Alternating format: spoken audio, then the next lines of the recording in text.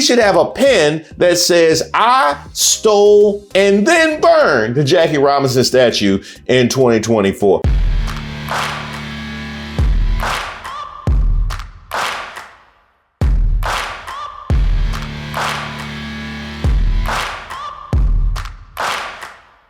Welcome to Racist of the Week, where we expose the stupidity and hypocrisy of discrimination in hopes we can build a more perfect union. And also laugh. As usual, I would like to thank today's sponsor, Racism. And don't forget to like and subscribe to the page, and definitely leave me any possible suggestions for nominees in the comments. Our first nominee, this guy.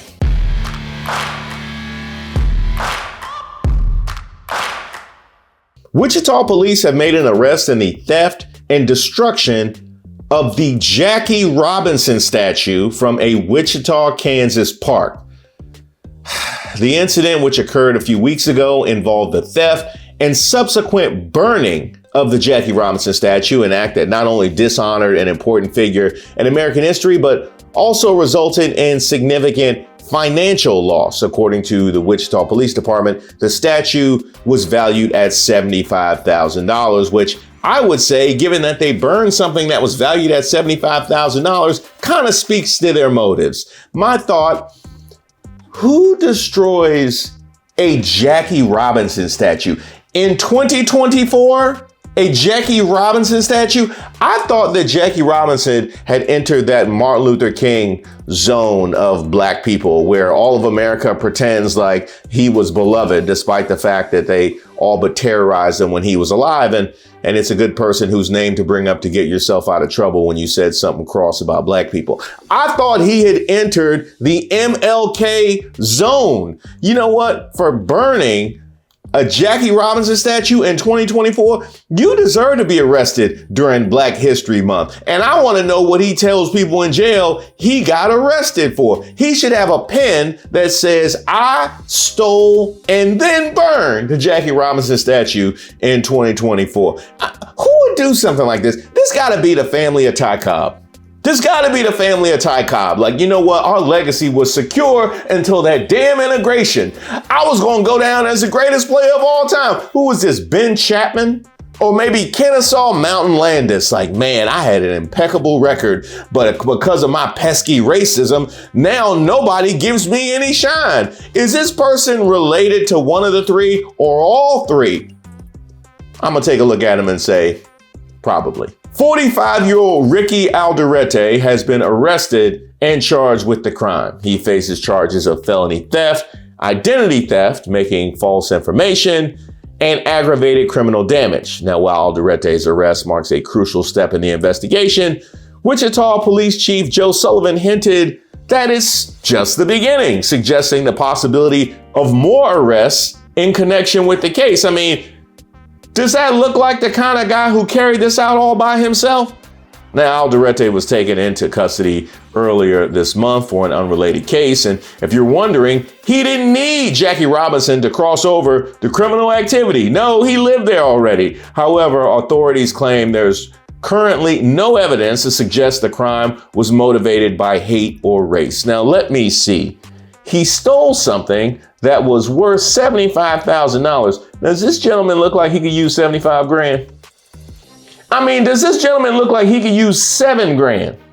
Does this gentleman look like he could use $700? But he chose to burn the statue.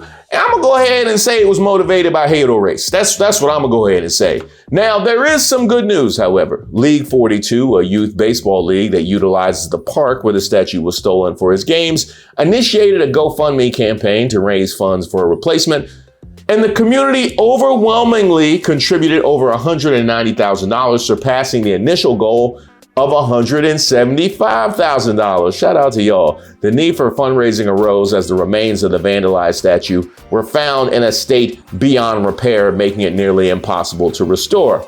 Now, the statue holds particular significance for that youth baseball league as it pays tribute to Robinson's uniform number and it is situated in an area with a rich history connected to the legendary second baseman. Jackie Robinson's ties to Kansas include playing for the Kansas City Monarchs of the Negro Leagues in 1945, but of course, my intelligent viewers of this channel already knew that. But he was also drafted into an Army cavalry unit in the state in 1942. The community's commitment to replacing the statue reflects a collective effort to preserve the legacy of a baseball icon and maintain the historical connection with the esteemed athlete. So shout out to everybody out in Wichita. Our next nominee, founder of Lululemon, Chip Wilson.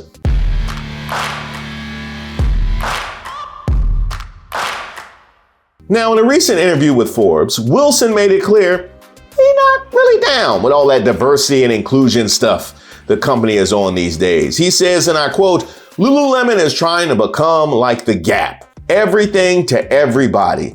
And I think the definition of a brand is that you're not everything to everybody. You've got to be clear that you don't want certain customers coming in." Oh, you don't want certain customers coming in. Are you giving back all that money then? Is that what you're saying? You giving back the money from the wrong customers that came in? Really, bro? You make yoga pants. Why don't you humble yourself? Now, Lululemon was founded in 1998. They better hope that they have half the staying power of the Gap, because all it takes is for white women to find a new hobby and they are screwed. I mean, Kim Kardashian is dangerously close to shattering their business model. Lululemon better take money from whoever is willing to buy their overpriced clothes, because Skims is coming for you. Yes, I'll be on Instagram. I know how many of them are out there. Now, Chip Wilson is the same man who revealed in a 2004 interview, get this, that the name Lululemon was derived from his perception that people of Japanese descent struggle with the words containing the letter L. Yes, this racially insensitive comment was part of his decision-making process in naming the company. Yeah, so it looks like Chip has been committed to racism for a very long time. This is what he said, quote, "L is not in their vocabulary. It's a tough pronunciation for them. So I thought next time I have a company, I'll make a name with 3 L's and see if I can get 3 times the money. It's kind of exotic for them. I was playing with L's and I came up with Lululemon. It's fun to watch them try and say it." I'm almost speechless. Almost. Actually, I'm pretty speechless. The man named his company as a racist joke. It is crazy that he's still out here doing interviews. And how did this not come to light before now? Wilson actually stepped down as CEO in 2013 after facing backlash for inappropriate comments regarding women's bodies. And yes, he makes yoga pants. And it's coming from a man who looks like his hairline was chafed away. He kind of looks like somebody tried to clone Rob Corddry, but created a testicle that can speak instead. Oops.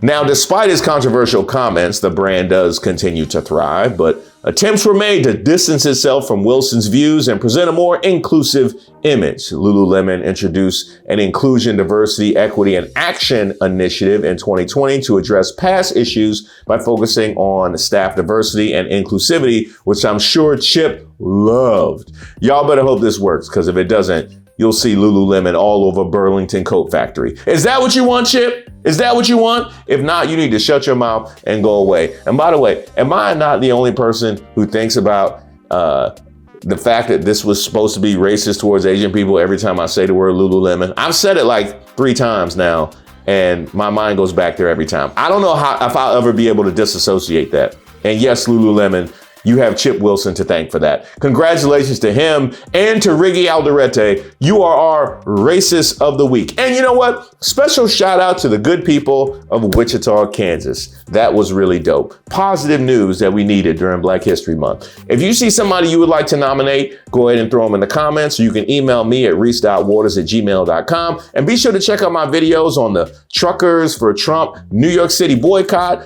Also, I had one on Fox News saying that Trump sneakers was going to secure the black vote. I got a video about the Karen who said no Spanish at Disneyland. We got just about everything covered. Be sure to subscribe to the page and make sure you get notified when the next video drops.